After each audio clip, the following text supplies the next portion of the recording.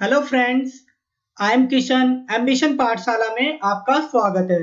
तो आज हम 12th क्लास की बुक इंडियन इकोनॉमिक डेवलपमेंट के second chapter 5 year plans in India goals and achievement के थर्ड पार्ट की स्टडी करेंगे। तो गाइस, टॉपिक को स्टार्ट करते हैं।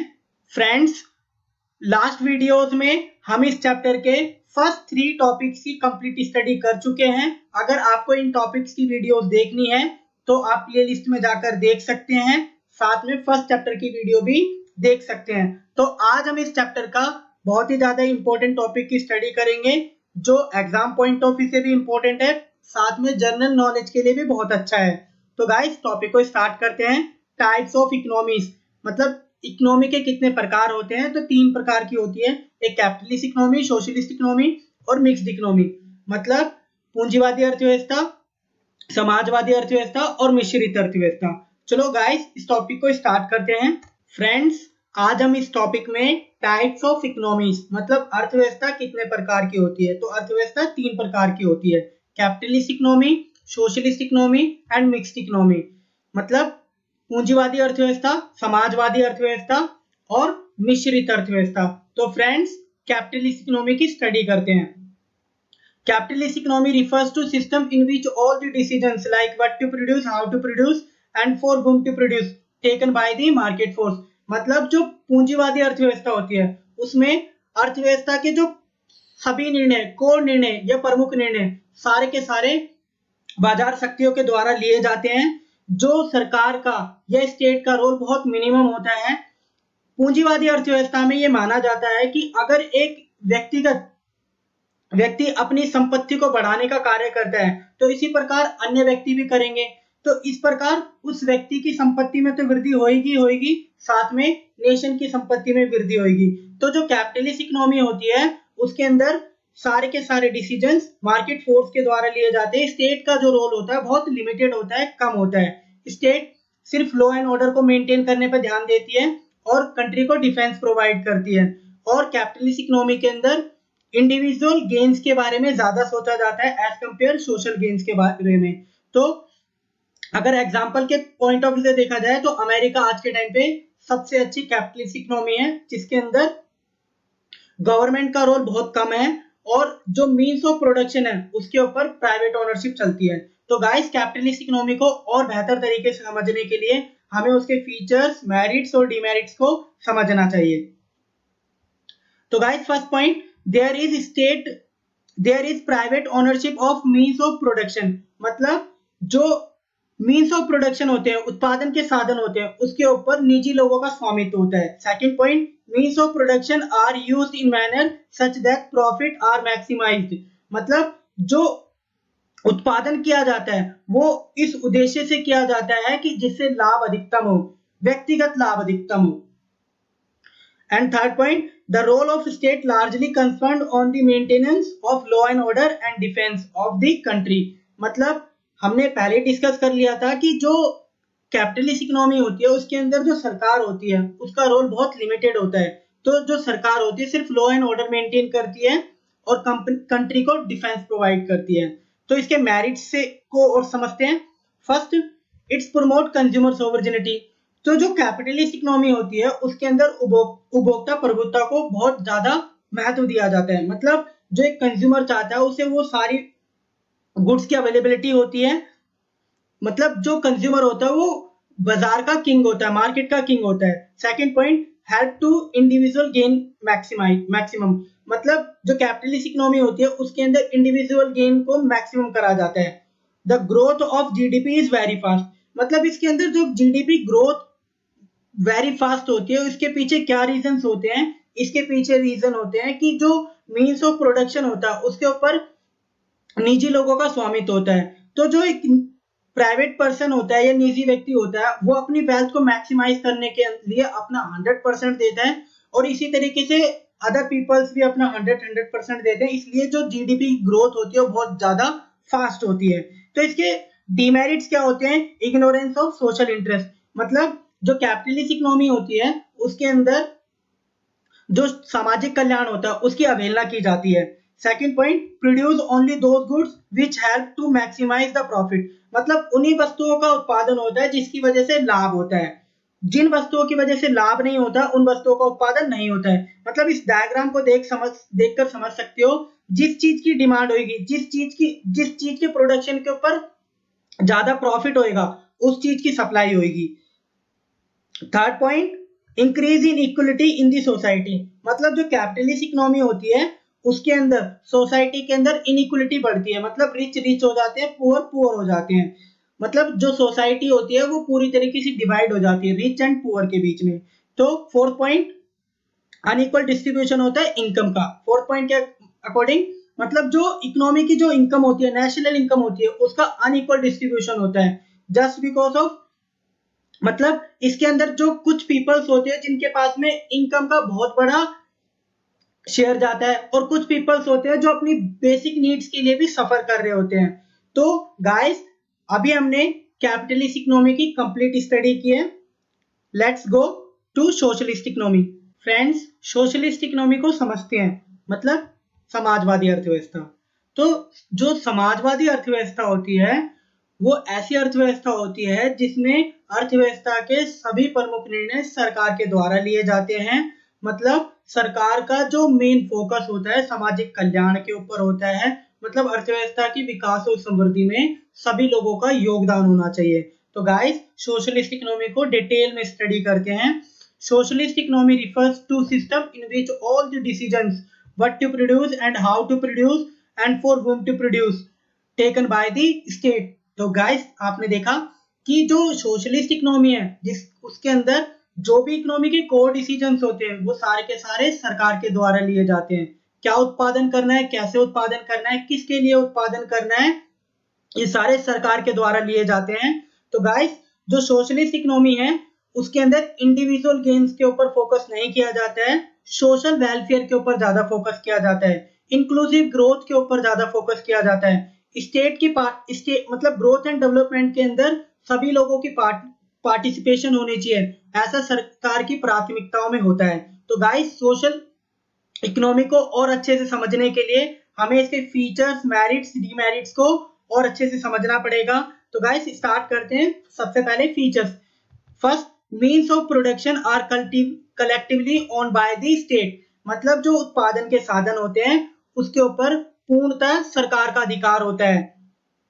मतलब जैसे लैंड हो गया और नेचुरल रिसोर्सेस हो गए, उन सब के ऊपर सरकार का अधिकार होता है, ना कि निजी लोगों का। Second, means of production are used in manner such that social welfare is maximised, मतलब जैसे कैपिटलिस्ट इकोनॉमी के अंदर होता था कि जो प्रोडक्शन किया जाता था वो सिर्फ प्रॉफिट मैक्सिमाइज करने के लिए किया जाता था, बट लेकिन सोशलिस्ट इकोनॉमी के अंदर जो प्रोडक्शन किया जाता है वो सोशल वेलफेयर मैक्सिमाइज करने के लिए किया जाता है। Third point, there is direct participation of government in the process of growth, मतलब सोशलिस्ट इकोनॉमी के अंदर सरकार की ग्रोथ एंड डेवलपमेंट में डायरेक्ट पार्टिसिपेशन होती है।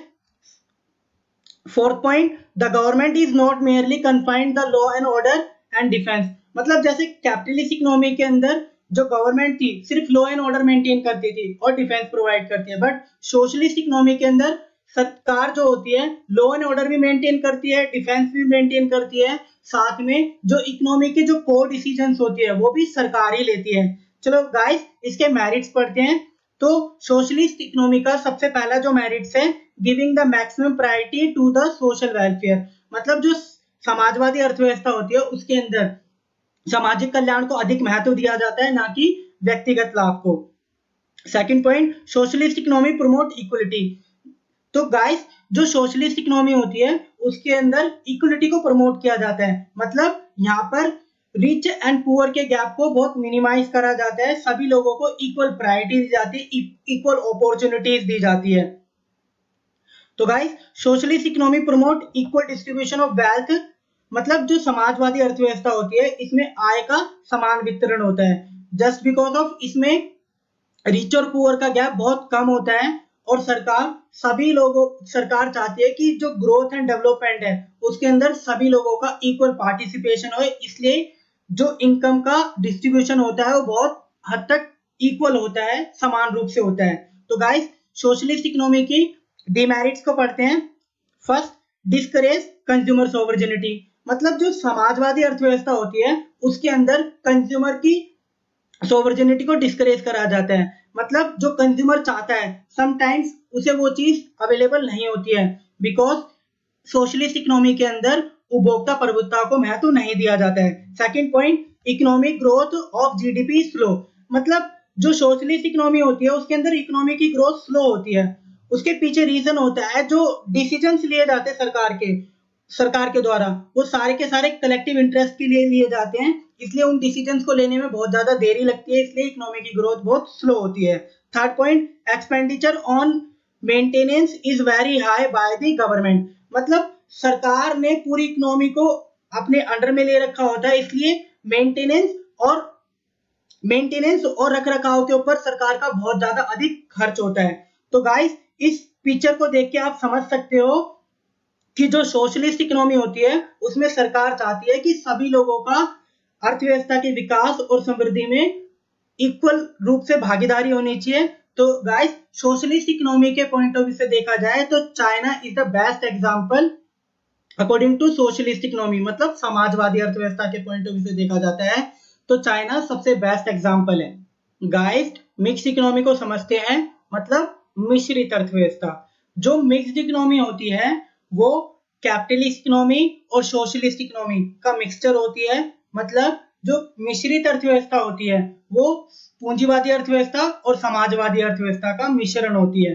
मतलब इस जो मिश्रित अर्थव्यवस्था है इसमें उत्पादन के जो संसाधन होते हैं उसमें उस पर सरकार का भी स्वामित्व होता है और निजी लोगों का भी स्वामित्व होता है, और सरकार भी ग्रोथ एंड डेवलपमेंट के अंदर पार्टिसिपेट करती है और प्राइवेट सेक्टर भी ग्रोथ एंड डेवलपमेंट के लिए अपना पार्टिसिपेशन रखता है। तो गाइस इसे और बेहतर तरीके से समझते हैं। A mixed economy refers to system in which private as well as public ownership of the means of production, मतलब गाइस जो उत्पादन के संसाधन होते हैं उस पर सरकार का भी स्वामित्व होता है और निजी लोगों का भी।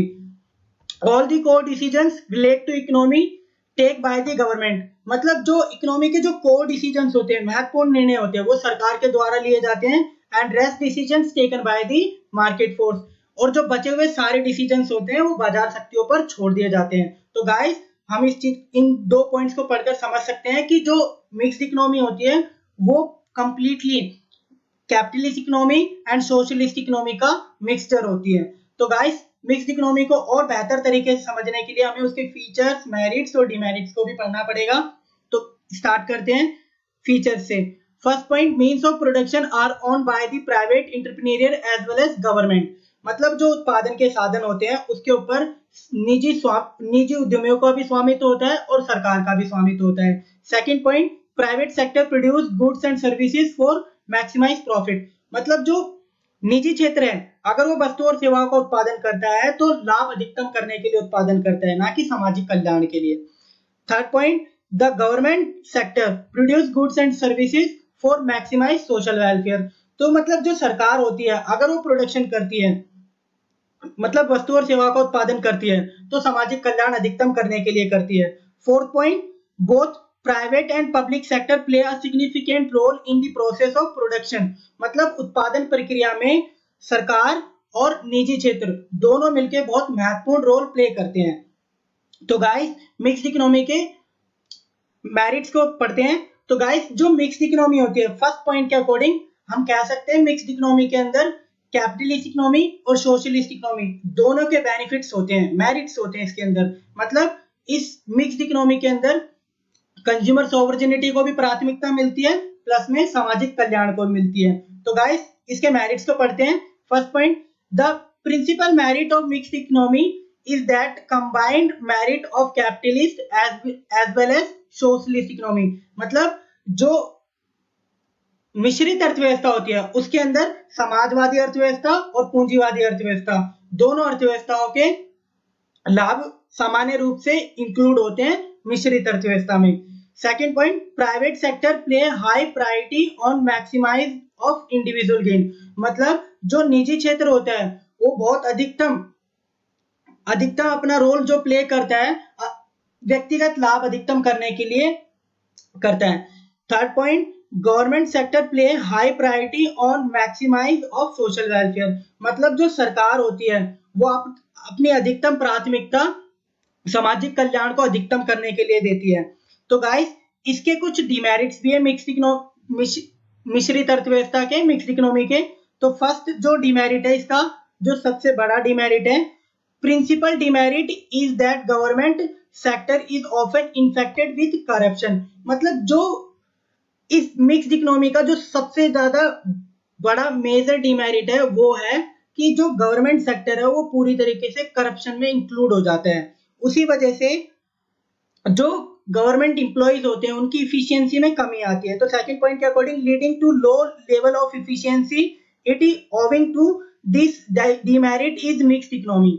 तो मतलब जो सेकंड डिमेरिट है मिक्स्ड इकोनॉमी का, उसके अकॉर्डिंग जो गवर्नमेंट सेक्टर है उसकी इफिशियंसी कम होती है ड्यू टू करप्शन। तो गाइस इस पिक्चर के अकॉर्डिंग आप समझ सकते हो जो मिक्स्ड इकोनॉमी होती है उसमें प्राइवेट और पब्लिक दोनों की ओनरशिप होती है, ग्रोथ एंड डेवलपमेंट में दोनों मिलकर अपना पार्टिसिपेशन करते हैं।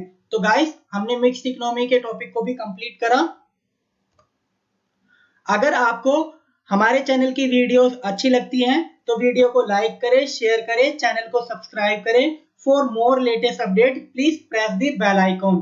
Thanks to all for watching the videos.